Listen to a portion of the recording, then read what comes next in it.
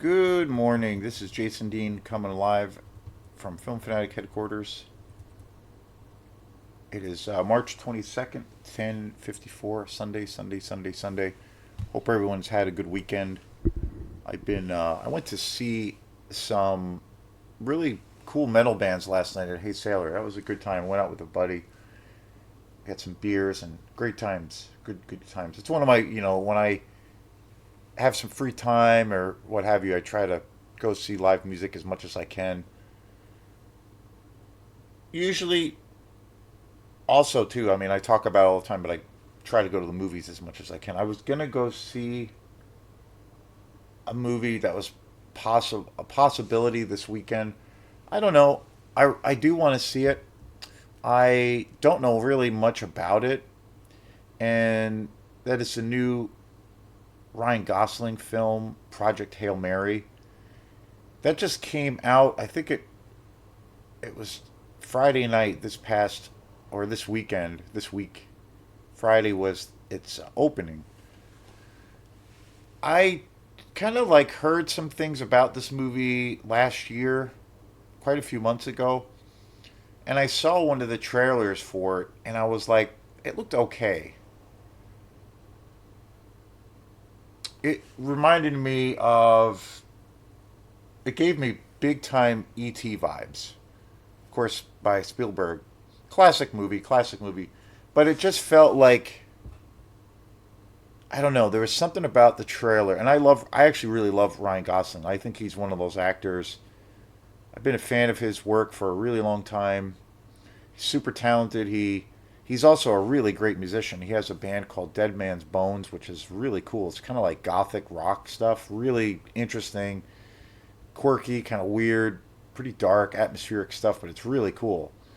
Really cool band. Definitely check them out if you get a chance. But I've been a big fan of his films for a long time. I think he's one of those actors that can kind of do anything, and he's one of those actors I also feel like he can be in a movie that is not very good, and he's usually terrific in it. And I think he's really versatile. I think he's really funny.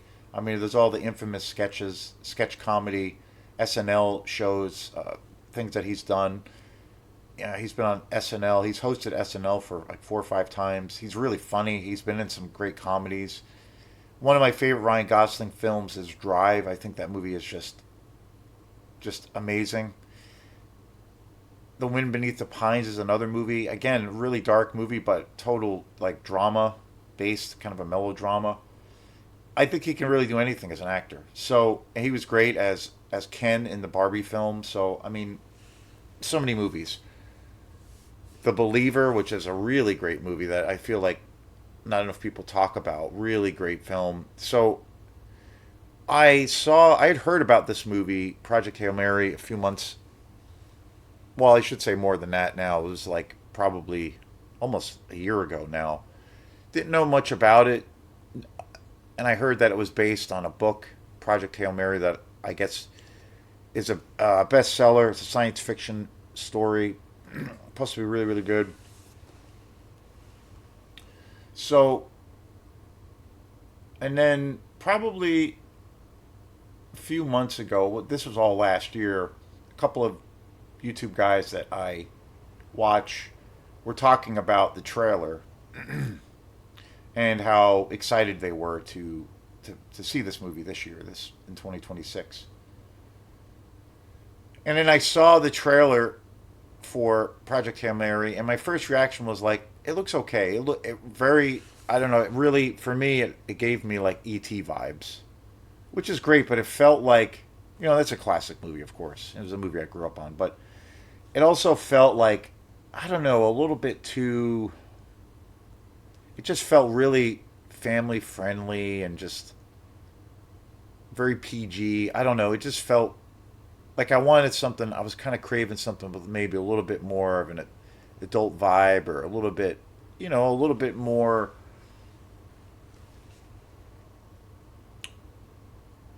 a little, I guess with a little bit more of an edge to it. Not that it has to be like Ex Machina or something, which I fucking love that movie, but just something that had maybe, it just seemed a little too family friendly to me. But anyway, it was a quick trailer. It was like a teaser trailer, whatnot.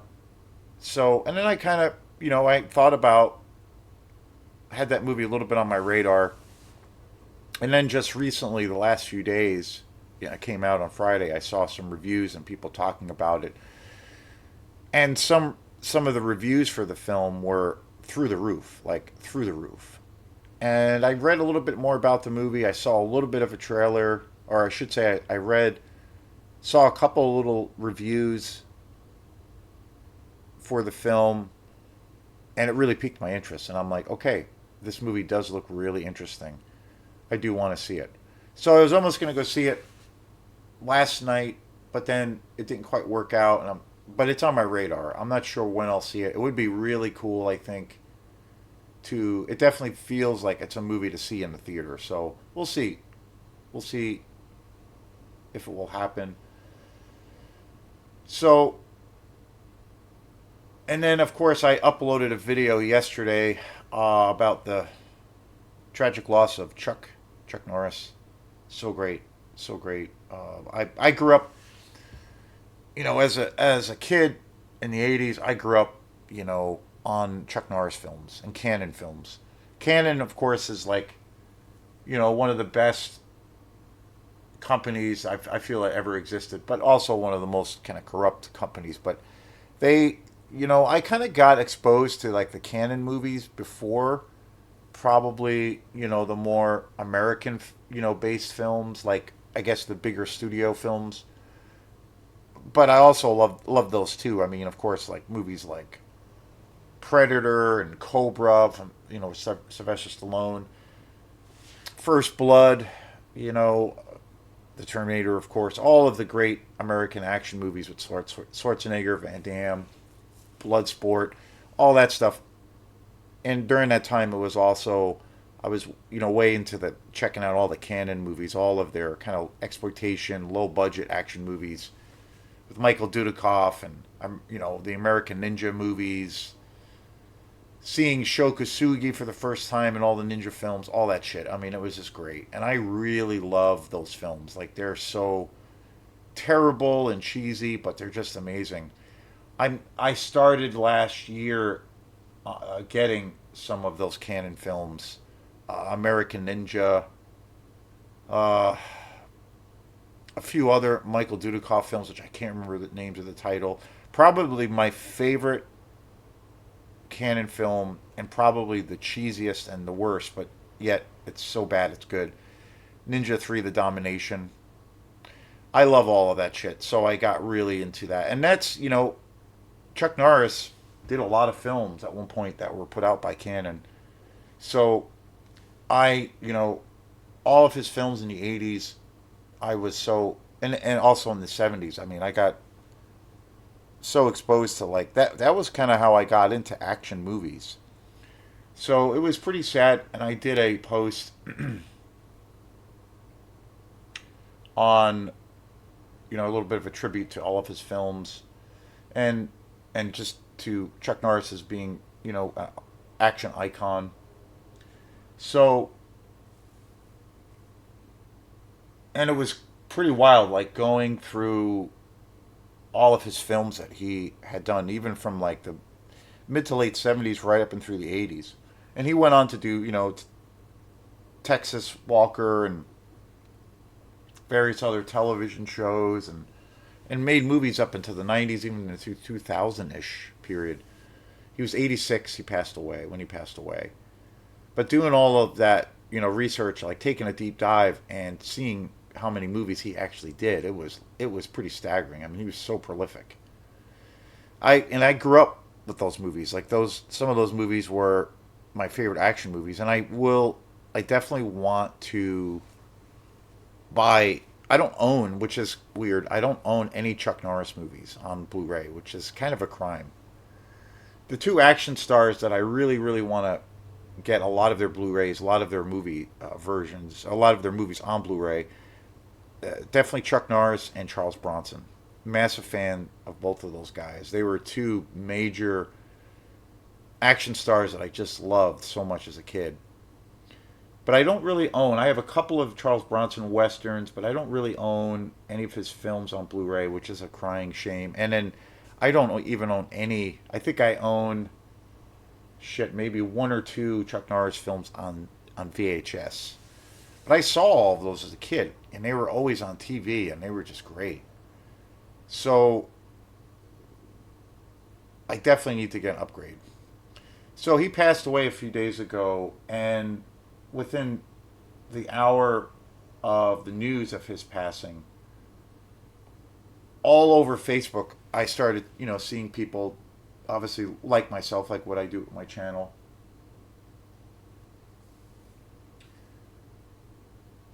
you know,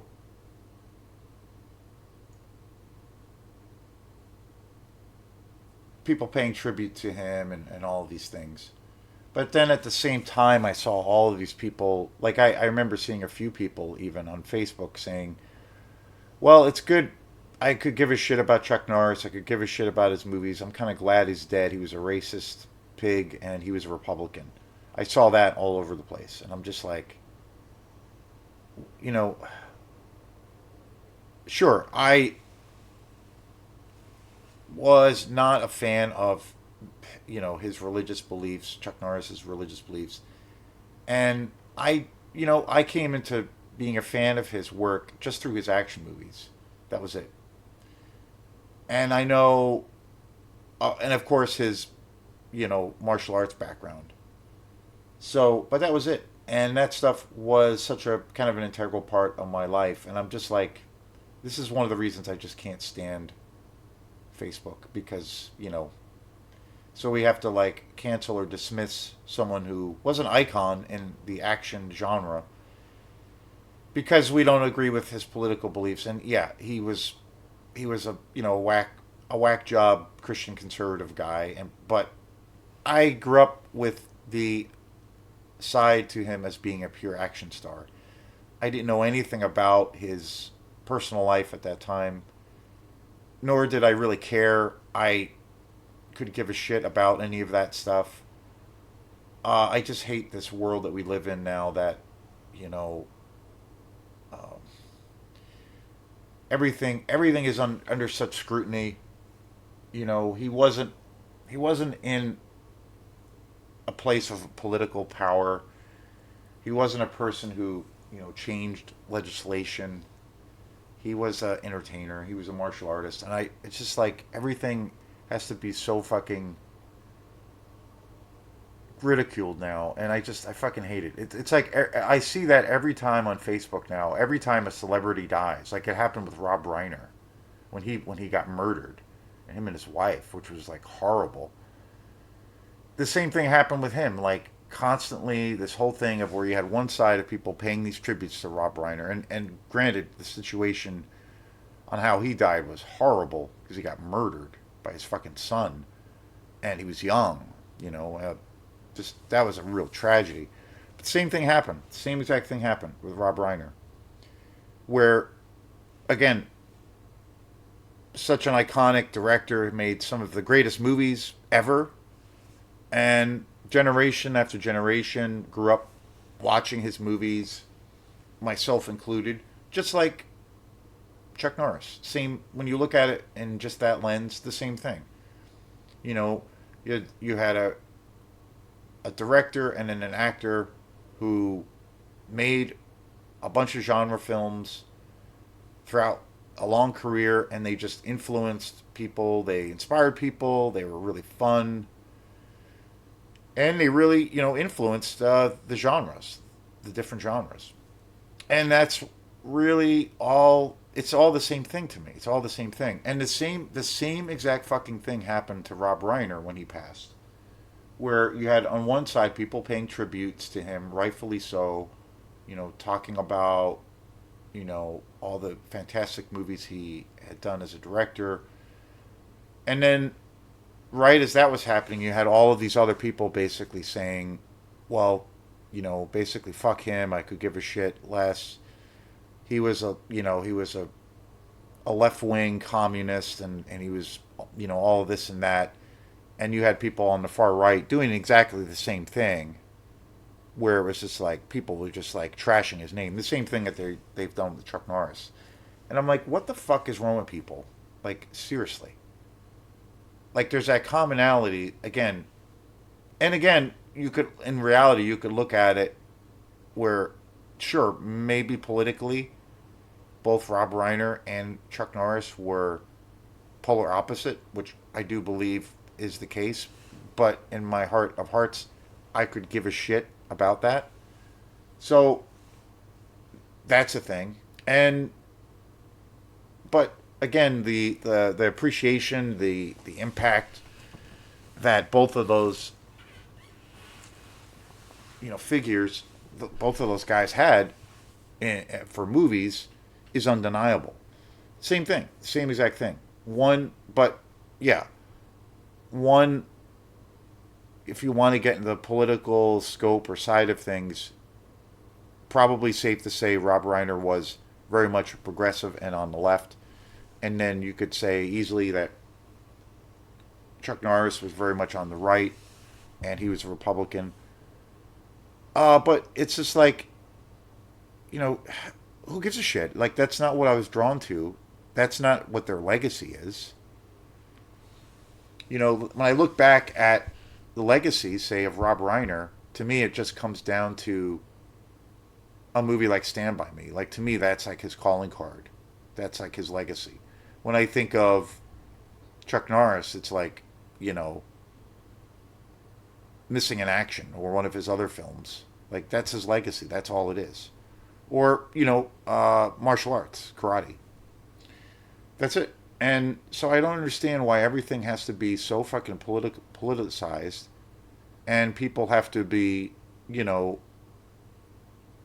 people have to have no respect. They have no respect for people at all. And their heads are so far up their ass. And it's so fucking irritating. It's so irritating. And I see that all the time. Every time a celebrity passes away, that's a thing now. We have to dive into who they voted for or what political party they were a part of. And I'm just like, what the fuck is wrong with people? So yeah, it's really weird. It's really, really weird. And it really drives me crazy. Really drives me crazy. It's the same thing. This is like it's been a continuous thing. It's going to continue to happen. I remember even seeing people like I don't know. It was a few years ago where people were like, somehow if you took like a icon like John Wayne, for instance, or directors like John Ford, who directed so many of John Wayne's westerns, and the same thing happens with that. And I'm like, you can't like those guys made some of the most iconic, some of the most kind of legendary westerns and some of the most influential westerns, but yet you have people who are like, well, fuck them, they were racist pigs and all of this shit, and it's just like that's not what that's not the legacy that they left behind. That's not the influence that they had. And I look at the two things as separate, and I only knew about those sides after people would bring, or I only thought about those sides after people would bring up these kinds of accusations or stories about them. And so I grew up never feeling that or never thought of that. Didn't care about those personal things that they had or feelings that they had in their personal life. I just grew to know them and to love their work through their movies. That was it. So it's very strange, very, very strange time with all of that garbage. But anyway, I just want to make a quick little stupid rant about that because I've seen it a lot, and it's super fucking annoying. And I get it. I get when people, I know a lot of people. I think it's the same thing. I think it's all related, but I know a lot of people who won't ever see a Mel Gibson film because of he did some kind of stupid shit when he was drunk, when he was an alcoholic, And I know some people that won't ever watch a Mel Gibson movie now, and they just totally dismiss him as an artist. And the same thing, which happens a lot for Woody Allen's films. A lot of people I know won't ever watch any of his films. They basically look at him as just a basically a pedophile, and fuck him and fuck all of his movies, and they just totally dismiss his work, and they won't ever watch any of his films. And then the same thing goes for Roman Polanski. The same thing because of obviously what the trouble he got into. And I get that. I get that. I think that there is, but I really do feel like it's kind of the same thing. Although I do say, the Woody Allen situation and maybe even the Roman Polanski thing, that's a little bit of a different thing. Well, especially the Roman Polanski thing because he was actually, charged with crimes. But I kind of think it's more or less the same thing. And Woody Allen, I'm a huge Woody Allen fan. I love his films. I got into Woody Allen's films pretty late in the game. I didn't get to see a lot of his films till like I was after college when I started getting into movies a lot. And I had a friend that I that turned me on to a lot of his films later in my late 20s. Charlie Hendrick, who I've talked a lot about on the show, real pivotal key guy in my life, great friend who turned me on to film and a lot of great music. He was big time, or still is, way into Woody Allen films, and so he got me into a lot of his films as well. And I love his work. And then the same thing, like I love Mel Gibson's films that he's directed. Some of his films are incredible. Braveheart, uh, Apocalyptico. I mean, he's made some incredible films, and I like some of his films very much where he was just an actor. Same thing, and I'm a huge Roman Polanski fan. He's one of my favorite directors. And but I get it. I get it. People have this thing of like, they they can't really separate the two, and I get that. But I do for the most part. I mean, there's been times where, for me, it's been pushed or where I will have a limit. So, but I understand that, and people are totally should make their own decisions, around how they feel comfortable, maybe how the art that they appreciate, maybe where their moral compass is kind of involved and they feel like morally they can't, go there or support this or enjoy it because of this thing. And I totally get that and I respect that. But the first circumstances that I talked about, especially around, with Rob Reiner and how what people were saying, the negative, really awful things that people were saying about him, and then also with Chuck Norris, I feel like that's a little bit different because that just to me shows that people just don't have any respect for people. Like even when someone dies, it's really gross, and that it's kind of accepted now that people can just piss and shit on somebody who just passed away, and try to like call that person out on so many different things that, and so I get that. And I think that's a little bit of a different situation with, say the Roman Polanski or Woody Allen. But I do think collectively, for what that is, I think it's all the same situation because, you know, some artists, whether they're musicians, whether they are, you know, film directors or whatever, anything in the arts, some artists obviously have a very checkered past or have done questionable things or have been accused of many things. And then you have other artists that don't have a checkered past. They have a really good public appearance or a good rapport with everyone they've worked with, and they have put out, an incredible body of work. And, so it goes both ways. But for me, I do separate the two. And and I do sometimes feel like it's a slippery slope. I do feel like it's a slippery slope because I think when you do, and again, it's just my opinion, but I sometimes think that when a person does take that stance of where they're like, well, fuck Mel Gibson, fuck all of his films, fuck Roman Polanski, fuck all of his films, there is this thing where I think it can lead to this idea that of taking that further to where, you know, their stuff, their art should be kind of removed from the shelves. So I do feel like that's a thing. That's kind of like it's a slippery slope.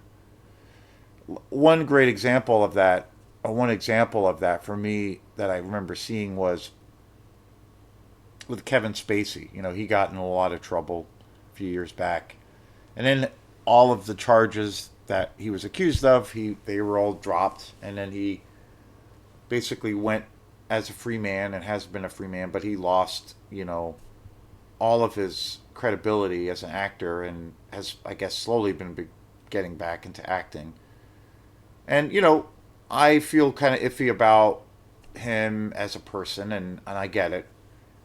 But legally, you know, he was the charges were dropped, if you want, you know, and for what that's worth.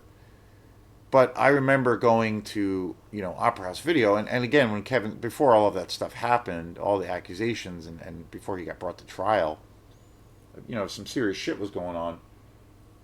You know, Kevin Spacey was such a prolific actor. I mean, he's won the Academy Award. He was in so many iconic movies, so many great movies. I mean, probably my favorite film of his, Seven. I also love American Beauty.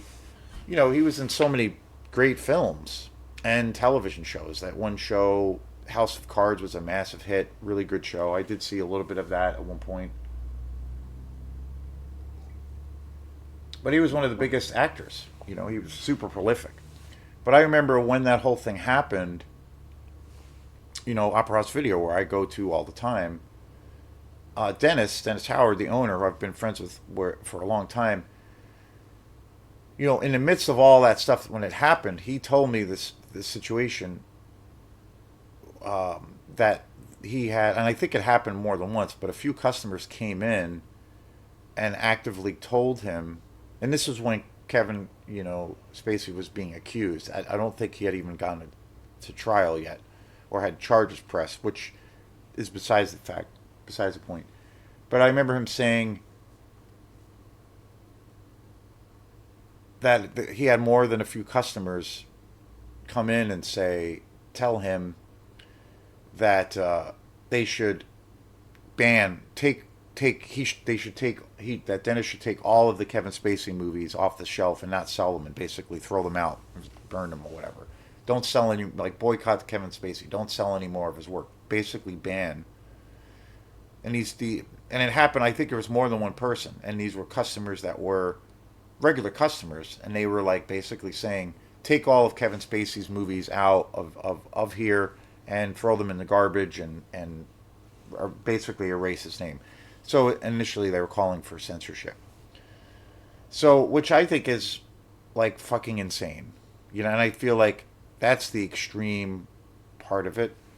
But that's a thing. Like, that's really a thing. And I think there's there are cases of where that viewpoint that somebody has that they feel so strongly can lead to that.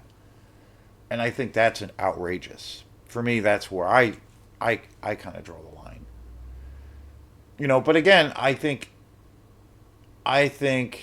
you know, there is that line that a person, they have to make up their mind, you know, where they feel comfortable around that, because I get it. You know, there's also like, I remember seeing, you know, where people, when you think of in schools, like the books that the ban, when you look at books that were banned, the banned books, list, you know, when you see a lot of these books that were taken out of schools, books that you don't have access to anymore because of racist, or what people claim to be racist attitudes that are expressed in certain kinds of books. And these are books that even works of fiction, and or books that had a tie-in with promoting, the occult, you know, like, you know, and all these things that were like considered to be taboos, there's a list, and it still is a thing, very much so now, where kids, because of these lists, that the powers that be believe that these books are, morally bankrupt or morally corrupt, or what have you, they ban these books. Books like Harry Potter or Tom Sawyer and things like that. Gone with the Wind. So, and that to me is very dangerous, and that's a thing. And I remember seeing reading a story about where that had happened to for the book Mein Kampf, the book that Adolf Hitler wrote, his manifesto, Mein Kampf, My Way, right before the emergence of his political power, with the Third Reich in Nazi Germany, World War II. And there was a call to basically ban that book because the powers that be were saying, well, that book exposed was all about promoting racial purity and racism. Whereas I look at that book as like an historical document. Like, you can now see this is an example of how, I look at that book as it's fascinating, it's interesting, but I find it as this like document in the sense of history of how a madman, a total psychopath, becomes a political figure and then achieves where he becomes an elected official. And to me, that's a document on how terrifying that situation was, and seeing how somebody with those beliefs can ascend. And to me, that's a historical document on how that thing happens and the danger of that. So, to hopefully not let that happen again. But that's how I look at that book. So, but not as a thing of where it's promoting racist ideology, and because it's Adolf Hitler's, manifesto essentially, and that should be erased from history. I feel like, well, no, we should preserve that because this is an example of a real life monster ascending to power. So that should be documented to see how that happened. That's how I view it. But so I think all of those things, I guess you could say some of these things are a little bit different, but that basic, all of these things I'm talking about with directors and things like that, and then people, as a how you view art and books, music, and literature, and all these things, that's a personal thing, and I think a person should make up their mind where they feel comfortable. Whether if they're enjoying something, they're getting something from this art.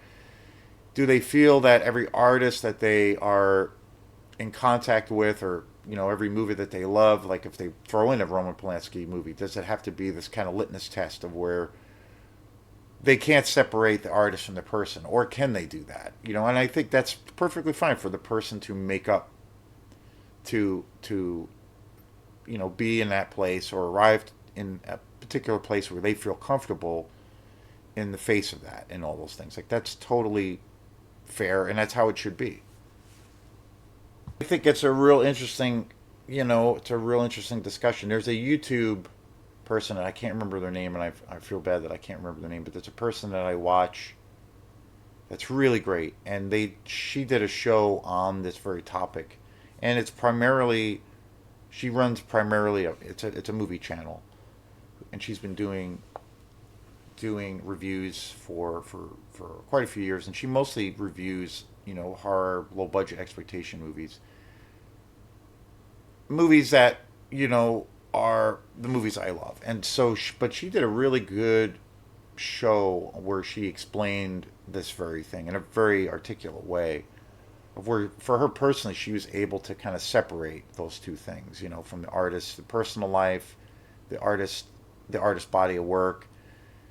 Did it in a way that's more intelligent than I am, and more. I feel like she did it in a more articulate way than I am doing, but it's a real interesting thing to talk about and to think, and think about, because I do feel like when I said starting off the show with talking about the Chuck Norris situation and his passing, and then seeing people who were paying tribute to his work, with all of the '80s films, and with his achievements in martial arts and all those things, and then you had other people that were calling him a racist pig, and they were glad that he was dead. And then the same exact thing happened to Rob Reiner, same exact thing. And I do feel like that whole kind of thing, even though it is a variation or slightly different, I do feel like those kinds of examples, which is something that happens all the time now when a celebrity dies, continually, and tying that in with people who refuse, make that conscious decision to like never watch a Mel Gibson movie because they feel like he's a racist and they can't support that. Same thing with Woody Allen, or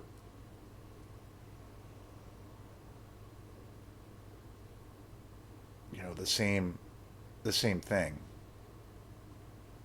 where they can't, they feel like they're going to be supporting a pedophile if they watch a Woody Allen film. So, and the same thing goes for Roman Polanski. I feel it's kind of almost, it's all in the same kind of vein. I think it's all kind of in the same discussion. I think it's all like a little bit of the same thing happening, with a slight variation. And then ultimately, we're trying to tie in this idea of the school system, and this, like, the banned books list that still does exist, and books that we can't have access to, and then seeing where that goes, and then like the example of where, of those customers that I heard about going to Opera House Video and saying that every Kevin Spacey movie should be taken out of the store and thrown away in the garbage. And then the same thing with, with Adolf Hitler's Mein Kampf, like the same kind of scenario. And it's weird, it's a weird thing, and I do think it's worth talking about, but I think it's a personal view. A person should have that option to make that decision, or maybe it's not even a decision.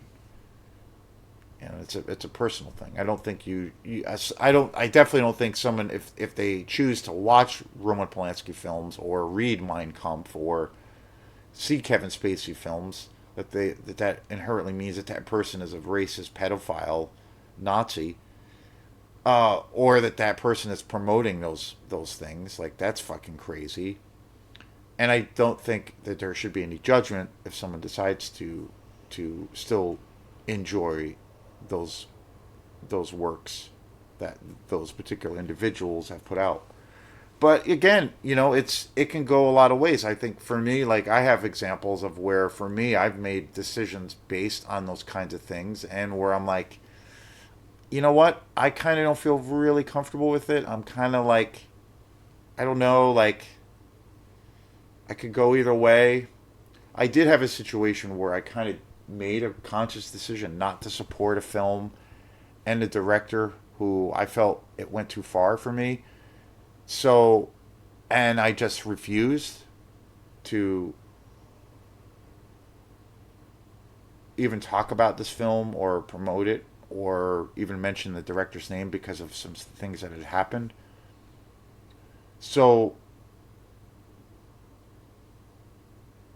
yeah, it's an interesting thing. It's a real interesting concept, or set of ideas to think about. A big thing for me, two situations for me where it did come into play, as far as, do I actually feel comfortable supporting this artist or seeing their movies? two examples for me that were really big. One that was really big, but one that was like, whoa, okay, I need things to kind of slow down. I remember seeing an interview, or it was a press conference, and it was a few years ago now, with Lars von Trier, and I like his films. I mean, he's made some pretty wild films. I mean, he's most well known for films like The Antichrist, and he's made some movies that are very much, Breaking the Waves, Dogtown. He's made some movies that really push the envelope. Definitely he's like his films are very extreme, like especially like a film like The Antichrist. But and he's a German director, and I remember seeing an interview. He was doing a big. I think he had done this movie called might have the title wrong, but I think it was called Another Earth, and it was basically a movie he directed, and it was like kind of the science fiction film, and he was doing press for this film, and I think it was at the Cannes Film Festival. If it wasn't the Cannes Film Festival, it was some other major European film festival, and he was at this big press conference. It was a big room. There was like a couple hundred people there, and Kirsten Dunst, I think, was also in this film at the time, and a few other well-known actors. And he was there, and then also the cast for this particular film was there, and they were doing a Q&A, and he was being interviewed. And somehow they were talking about German culture, and then they got into talking about World War II, and then eventually, you know, the Nazi regime, and they were talking also about how in German culture, German art, how you know artists, a lot of German directors and artists, like how they've kind of come to terms with the incredibly dark history of Germany, and what they do with that, because it's really it's only removed by a generation or two. So somehow during this Q&A they were talking about Nazi Germany, and Lars von Trier is from Germany, and he basically came out as a total Holocaust denier, and said that the Holocaust was this manufactured hoax and that it didn't exist.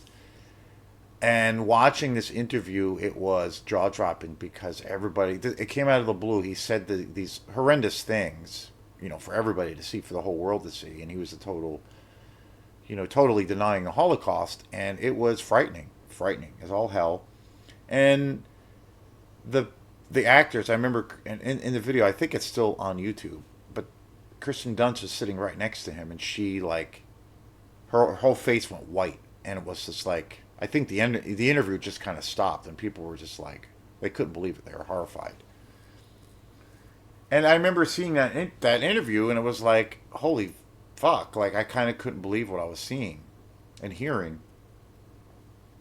And it kind of did change my view on Lars von Trier and his films. And like, he's made a lot of other films since then. And I did kind of have this thing of where I'm like, I think I need a break from watching his films.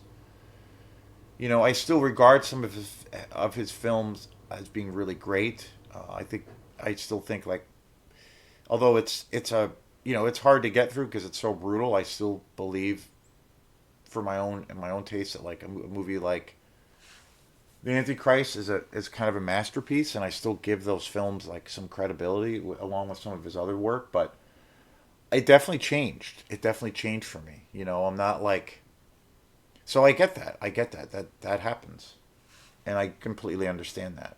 And then another example for me where it was a little bit more serious, well, probably in regards to this kind of thing, where I kind of made a decision, which I've never done before, and I haven't really done it since, where I was just like, well, I'm not, and again, I made an extreme decision because I felt like it was an extreme situation. But even in that regard, I would like, I couldn't be, um, I would not be able to sleep at night if I actually said or called for this particular director or this particular film to be removed from the market and to be banned and to be basically canceled forever. To go to that place for me goes against everything that it goes against every ounce of my being. And even in this extreme case, I felt like I couldn't go to that place and say, okay, no, I think this movie should be banned and people should just take a shit on it and his name, the director, should be, erased forever and should not be allowed to work and completely boycott him in every way, shape, or form. Even in this extreme case, I believe so strongly in freedom of speech because I do feel, although it is a work of fiction, it's a documentary. I'm not going to mention the name, but it is a documentary. There is a lot of creative license, and I feel like it is for what the movie is. It is a kind of an artistic rendering of true events, even though they are true events. And I do feel like it's still for what it is as its own thing is still a work of art, and that's subjective. That's a subjective thing. But even in my situation, I would not be able to live with myself if I said, well, that movie and that director should be like wiped off the face of the earth. Because that goes against everything that I kind of stand for, and it's for what it's worth. But I had the situation, and I'm not going to mention the name of the director or the movie, but there was a documentary quite a few years ago that I saw. Years ago, I used to go, and it still comes to Maine every year, but the Camden Film Festival, which is a big film festival that comes to Maine every year, and it's been going on for, I don't know, maybe almost 20 years now. And for years and years and years, I was always going to this film festival. I'm a huge fan of documentaries. I don't really stay up on the genre as much as I used to, but I do love documentaries. And I used to buy, I have a lot of documentaries in my collection. I used to buy a lot of them. I don't stay up on documentaries as much as I used to, but I still really love them. But over time, documentaries really, the art form of making a documentary is really, really evolved. And I used to go see the Cannes Film Festival. That's their thing. That's kind of the only media, genre that they kind of show at this film festival. So I used to go to the Cannes Film Festival every year. I haven't been there in quite a few years, but it's probably been about five to 7 years before COVID. But I used to go every year, and it was all documentaries, and I got turned on to so many cool and interesting documentaries. And the whole kind of thing with the genre, it started out the basic premise of talking to people who, were filmmakers would go and find out about these really mind blowing stories, true life situations or situational things that these real life people found themselves, you know, being pulled into. And so a lot of filmmakers decided to, aspiring filmmakers would essentially, interview these people and show the story, give different perspectives, and to a degree, just tell the story of these people in that particular documentary. And over time, documentaries have become more, I guess you could say, theatrical. Like there's been more an injection, I think, with a lot of filmmakers who make documentaries to, kind of make them, because a lot of documentaries, I think, early on where they're very, very serious. They're dealing with real life situations. They can kind of be dry. They can kind of be unrelenting. And I feel like there was a trend where filmmakers were getting into still making documentaries, telling these talking about these stories and things that really happen that are not easy to talk about sometimes, most of the time, but having bringing a little bit more of a theatrical experience, like bringing the influence from fictional films, bringing more creativity. Whether it was with the music, the cinematography, the lighting, the way a shot would be seen, the even the narrative, like getting more creative with telling these stories that were usually very stark and direct and sometimes hard to digest.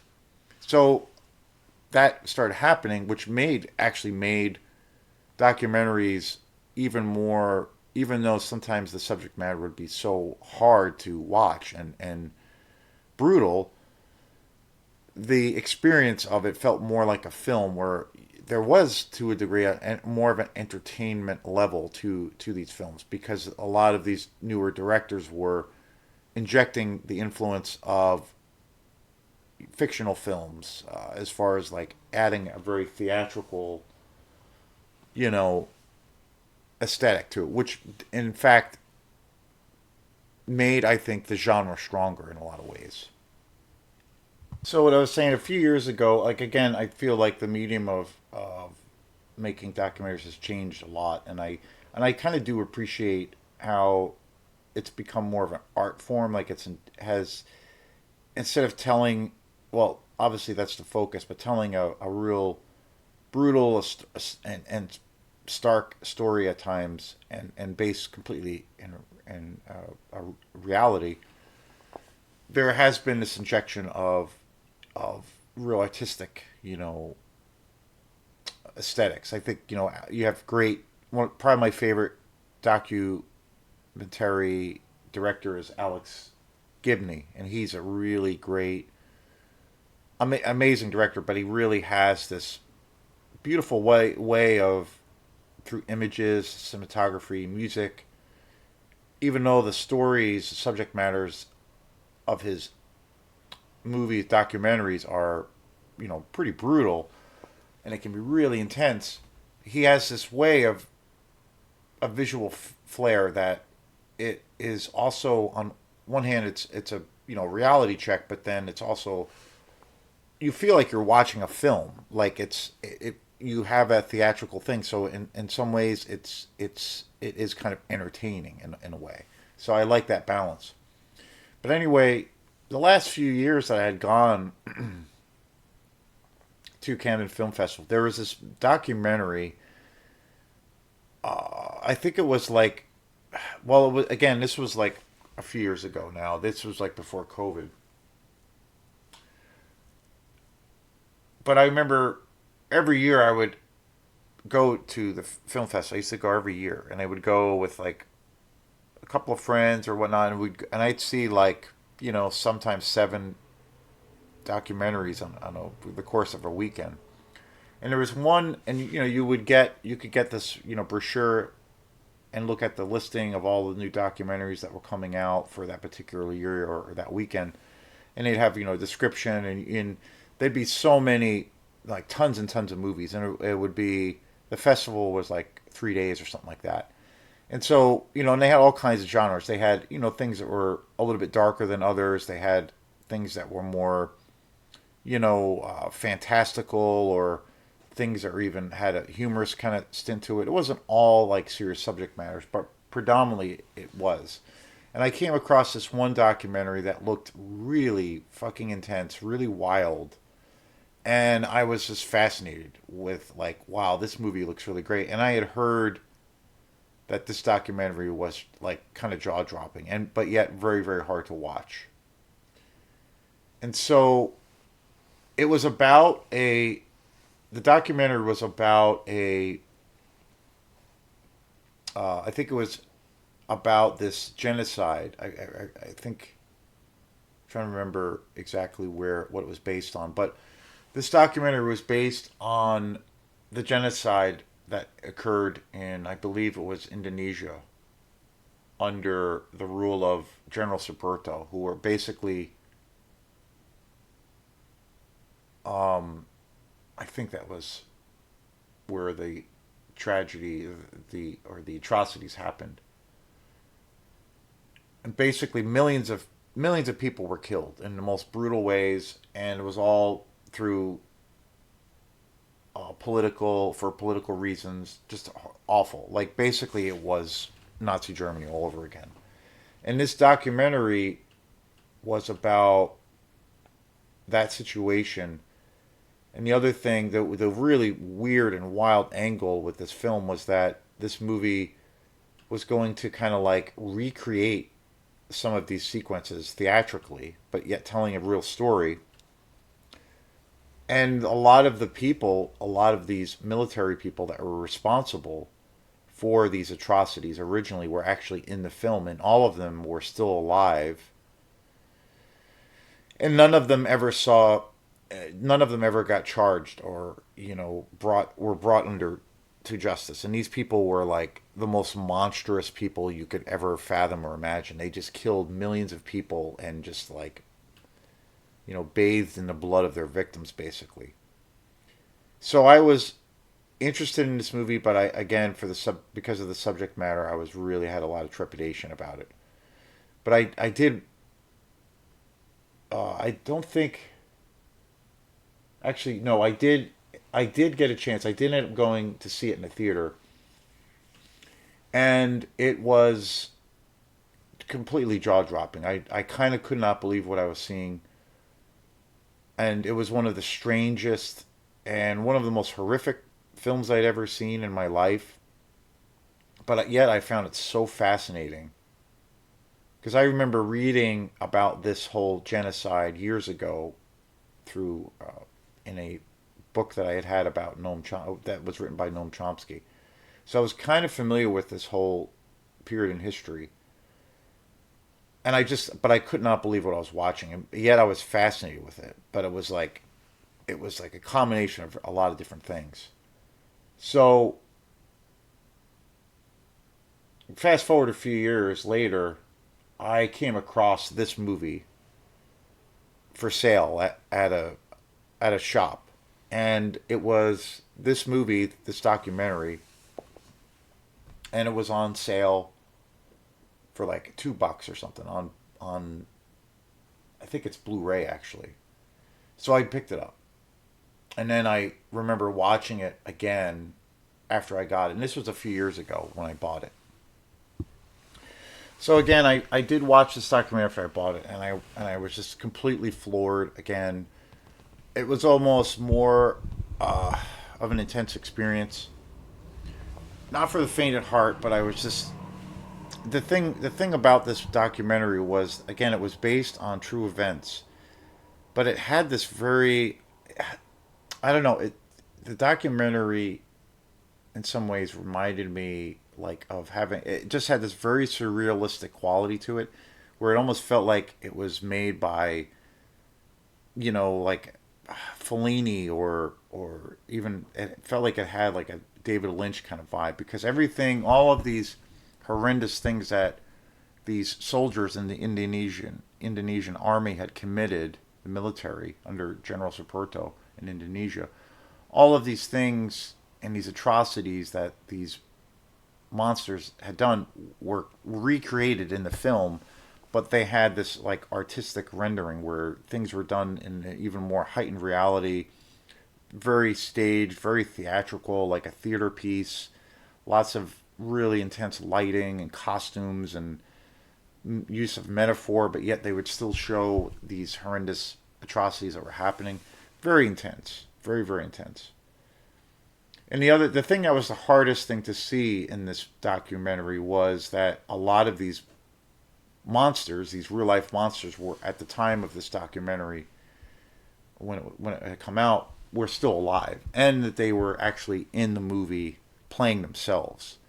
So it was pretty fucked up because these guys were, coming across as very lackadaisical and they're all like, basically they're all psychopaths.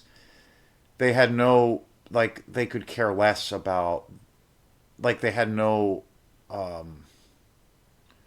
morality around no empathy. They looked at these people, the victims that they killed in the most heinous and horrendous ways. They looked at them as just like like we would think of, taking our trash out at night, putting trash in our trash can, and then taking the bag out and throwing it in the dumpster. Like that's how they regarded human life. Like it was nothing. It was just garbage and shit. So they just throw it out. So it was very, very terrifying seeing that. That was almost more terrifying, and how they were just, there was no even a sense of remorse or that they did anything horrific. It didn't even enter the equation. They're, purely psychopaths. And a lot of these guys that were responsible for these crimes were never brought to justice. And they killed millions of people in the most, again, you know, unfathomable, most disgusting ways possible. Women, children, every age group, whole families, in rooms together, all executed and tortured, limbs cut, making sure that their relatives see their the parents, making sure that the parents see their children being killed in front of them first, and then the parents and then the grandparents being executed. Just unbelievable. True life monsters, the most terrifying monsters that there are. And the thing was, a lot of these people that were responsible for these crimes were never brought to justice. They basically lived somewhat of a happy life after. They all went on to kind of just continue their lives. Some of them got married, they had grandkids. They retired from the military. They just kind of lived like normal people, and none of them were brought to justice. So the whole movie was about that whole thing. And so I remember watching this documentary, and it's very hard to watch. Again, it's incredibly hard to watch. You kind of have to like warn. I think it's one of those documentaries. You kind of, if you're going to show it to somebody or tell somebody about it, you kind of have to warn them what it's about, because it's unlike anything you'll see. And also, you know, if you have any kind of morality or ethics, it's just very hard to watch. And it really like pushes all of that stuff. Like it pushes that threshold in every way. So, and I watched it for the second time, and I was just like, wow. And I remember watching it the second time, and I was even more floored by what I was seeing. But then I had this feeling come over me of where I was like, I don't think I can. I don't know if I can watch this again. I don't know if I have it in me to watch this. And again, I have a huge threshold for watching, violence and brutal things that happen on screen that push the envelope. But granted, all of that stuff is the land of make believe. Like it's all fiction. It's not real. It's not based in reality. It's all fiction. Even if some of the stories or movies are inspired by true events, they're not. They are not part of reality. It's all fiction. So it's an entirely different thing, an entirely different. No one has gotten injured. These people are not making profit off of murder. They're not exploiting people in that way. They are exploitation movies, but they're not literally exploiting and getting gratification off of the idea of somebody being tortured and murdered. So it's a different thing. So this movie is that in a lot of ways. So I remember watching it the second time, and I was like, man, I don't know if I can watch this again. I think this movie has its place. I think as a film, it is pretty incredible. It is an experience. It's very psychedelic. It has this very surrealistic quality. It feels like you're in this weird fever dream as well, because it's so visual, such a visual movie. So, like I said, at the conclusion of seeing this documentary, which I'm not going to mention, I was kind of in this place mentally where I'm like, I don't know if I'm going to rewatch this again. It's a long documentary too. I remember the length of it was maybe 2 hours plus, and it's brutal as all fuck. Even though it has a very like theatrical way about it, it's still very, very hard. So, but I still felt like, for what it was, it was still kind of this masterpiece of a film. It was extraordinary, and it was like unlike anything else I'd ever seen. I can't really compare it to anything. I will say the the combination of all the elements used to tell this, horrific story was, unlike anything and pretty innovative. So, but I felt I could not, I didn't, I watch a lot of the same movies over again. Documentaries are different because they're dealing with real life. I love movies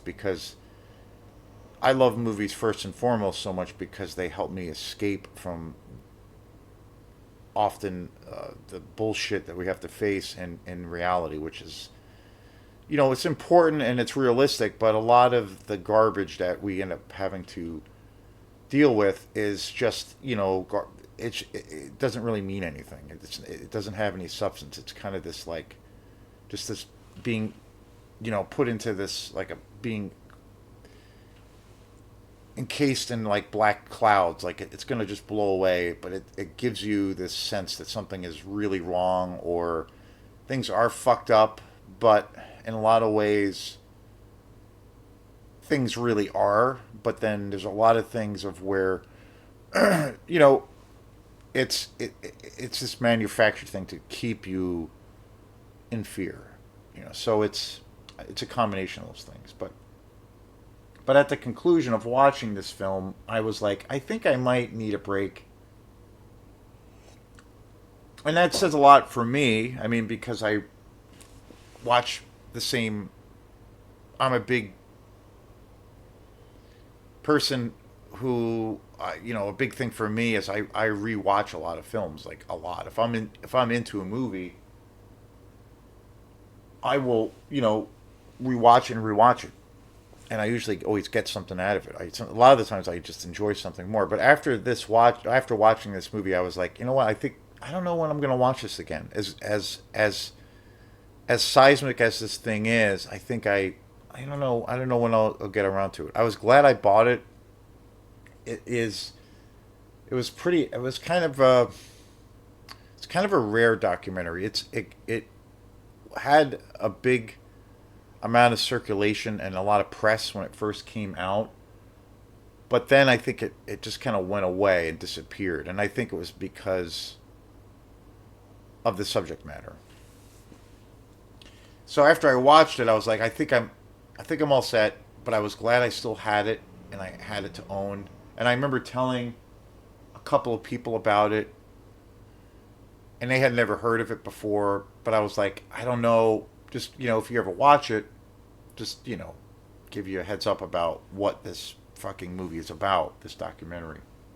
And I almost don't even consider it a documentary. I kind of almost feel like it's just a movie, really, but based on true events.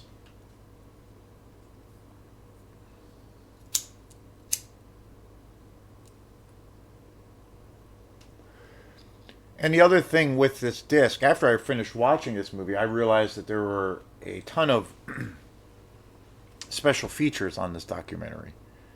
So I was like, huh, okay, I should check this out. And there's actually quite a few hours of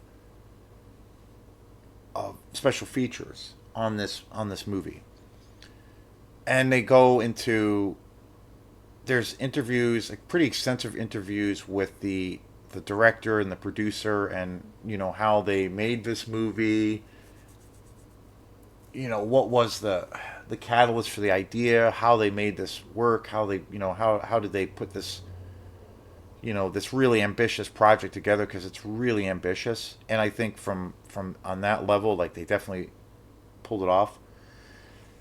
And there's all these interviews with the director and the creator of this film, and there's another set of special features of where there are interviews with the director, basically talking with the cast. And and it's really fucking hard to watch. But there's like interviews, basically somebody's interviewing him. Basically, there's like a camera crew interviewing the director of this film, and also one of the lead guys, and two or three of the lead guys, and one guy in particular who are in the movies basically playing themselves, and these guys were the worst of the worst. These guys killed the most people. Like one of the guys alone, they said that he talks about in an interview, like he think he kind of he lost count, and he's like so nonchalant about it. He figures like he might have killed at least, you know, 7 to 800 people alone, one person,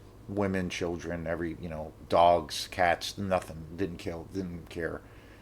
And he like is kind of bragging about it in this interview, so nonchalant, like. And the interviewer is interviewing the director, but he's also talking to these guys, and it's really weird because it feels like they're almost friends, and it's kind of like, wow, like, what the fuck is that? Like, that was my reaction, and it's really weird and really off-putting because it's one thing where like a director, or where you're tackling a subject and your objective is to kind of tell the story and try to like tell it in a very authentic way.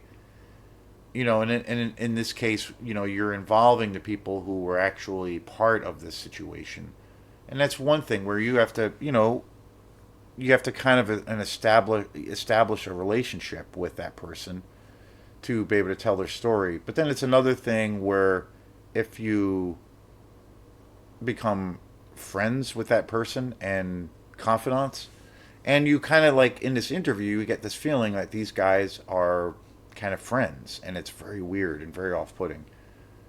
So I did watch all the special features, and it kind of turned me off watching that because my first instinct, when I saw this movie, was knowing that these guys that were still alive, that were responsible for killing all of these people, like, I pictured myself in that room,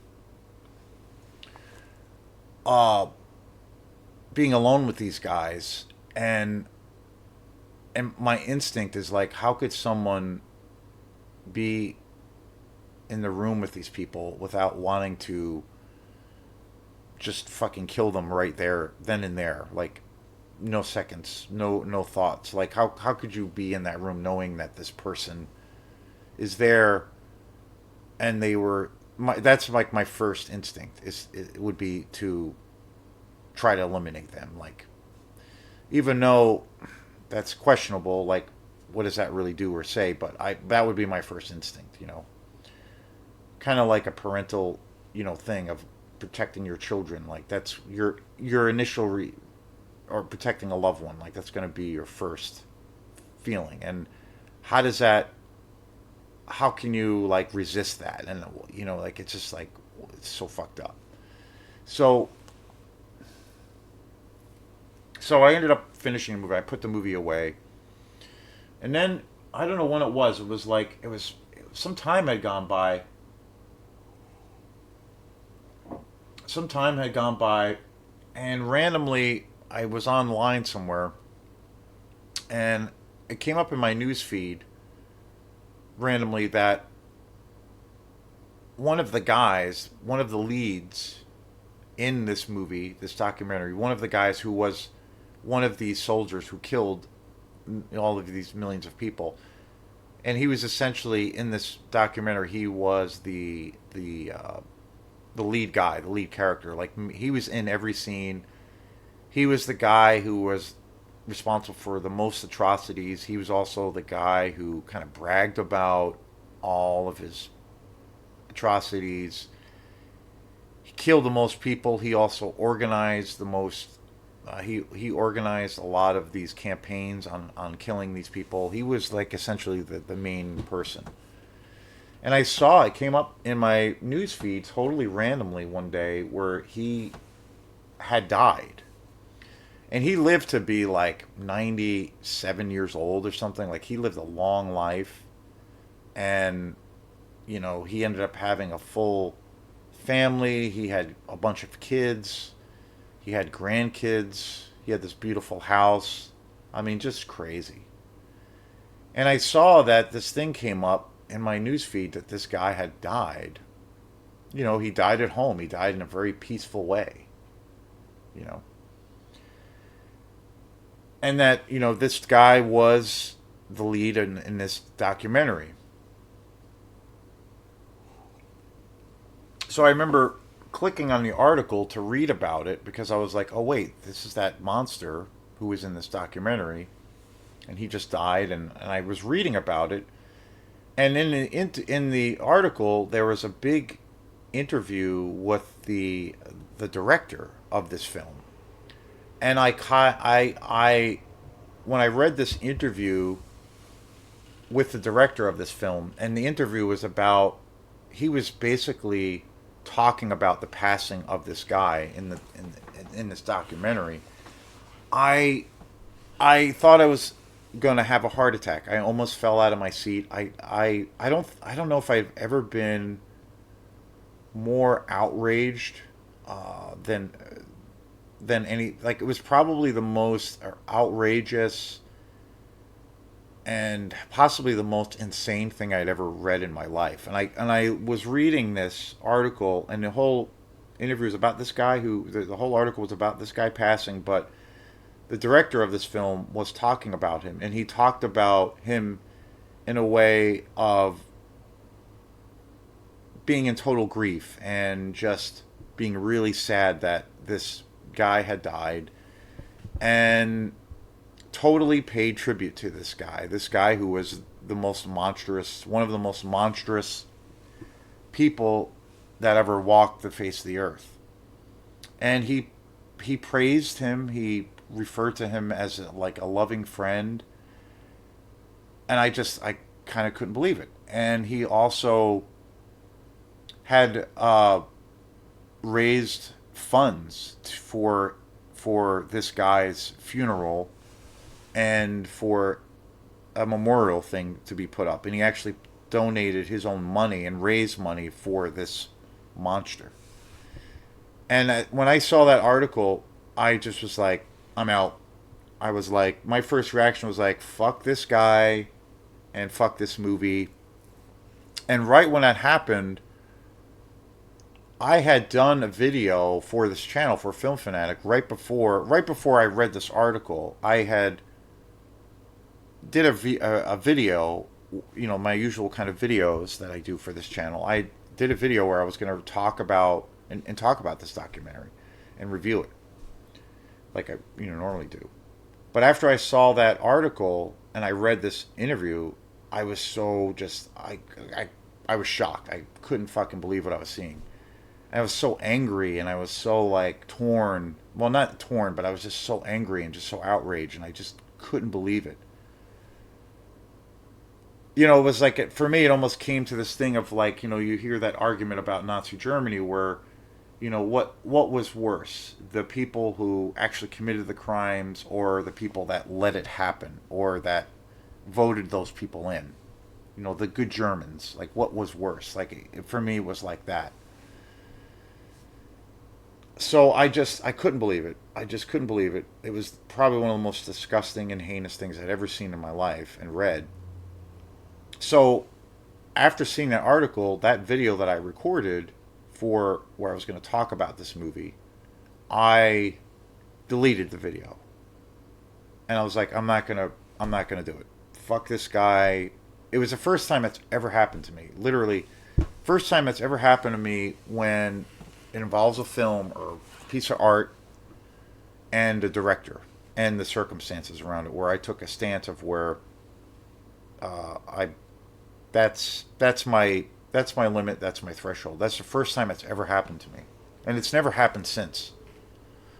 So I deleted the video, and I decided to never talk about that movie on this channel, which I still won't do. I won't mention the director's name. He's gone on, I think, to make other documentaries. This movie came out quite a few years ago now. And I made it a conscious point, to never talk about the film and to never talk about him as a director. So that's something that I've never done before. And I've never done that since. Again, I have a high threshold for art and film, and I see a lot of films and things, and you know, I see a lot of films that definitely push that, push the line, push the threshold, really push the envelope, and I have a pretty good flexibility around that, and I'm pretty. I like to feel like I have an understanding of that and openness to that. I'm not. I try not to be a very judgmental person, but I try to be pretty, somewhat sensible and open to things, and not, be one to be too judgmental or want to shut something down. It takes a lot for me to get offended. Is basically, I guess, what I'm trying to say. But that was the first time it's ever happened.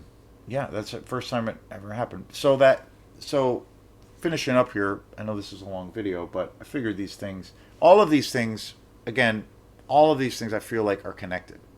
It's all like a big picture of you know, maybe even to a degree like moral, you know, something that's ambiguous in it, but it is about, your personal ethics or morality, something like that, tied in with that. It's also about being objective, your own individual feelings towards art. Maybe you don't have it. You're going to for that experience. For me, it's all about that. I think it's, even though it is a little bit of a stretch in some ways, this whole kind of video of what I'm talking about. I do feel that they are all like totally connected. So that all being said, me deciding to like basically not do the video and just I deleted the video. I never ever talked about the movie. I never probably will, or I definitely won't ever mention it. And I won't ever talk about the director. I probably will never see anything by that director again, just out of personal views.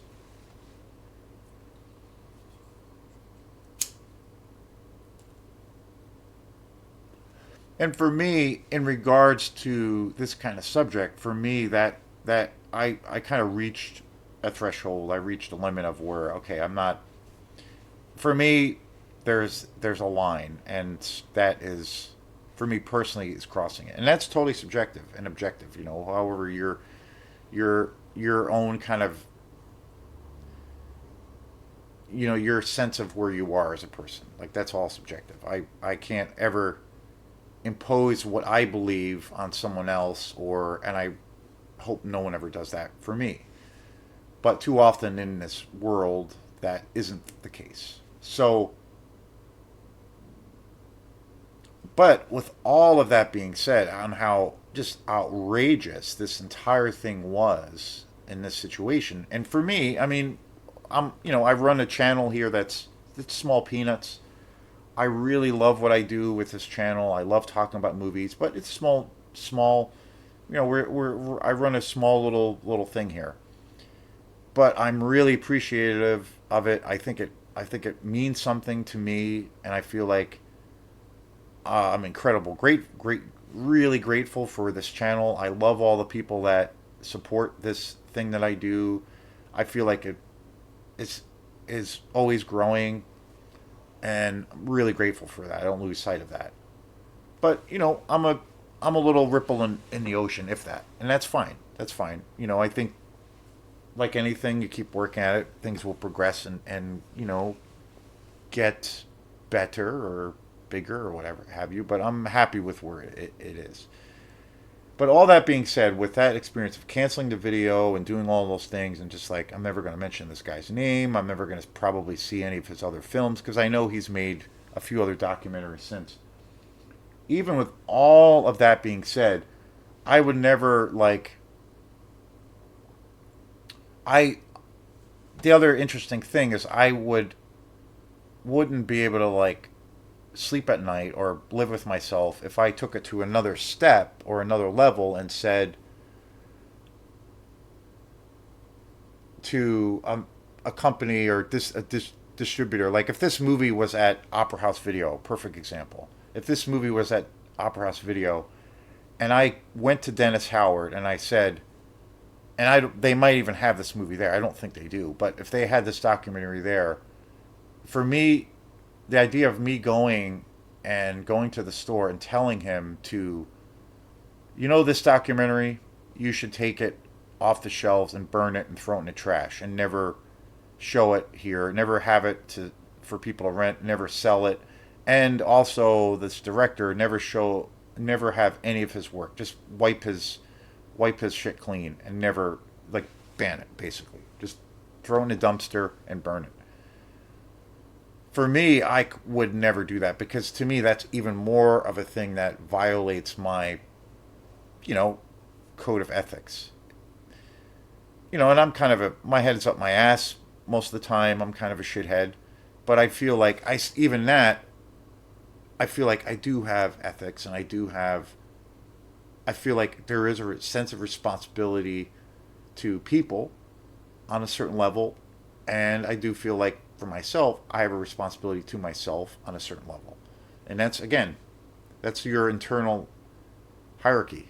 How you feel the world is and what the world can be, or what you want the world to be, or you don't care about any of that. Maybe you're a complete nihilist. So, but that's all subjective. So, but for me to take that stance, for me, that would violate every ounce of my being, and I would not be able to live with myself if I did that. So it's a very interesting thing. These are very interesting things to think about, and I think they're important. I think they're they're they are very rich. They're very complex, like how we are as people. So anyway, I just wanted to do a video on all of these things. So thanks again. Peace. Enjoy the snow.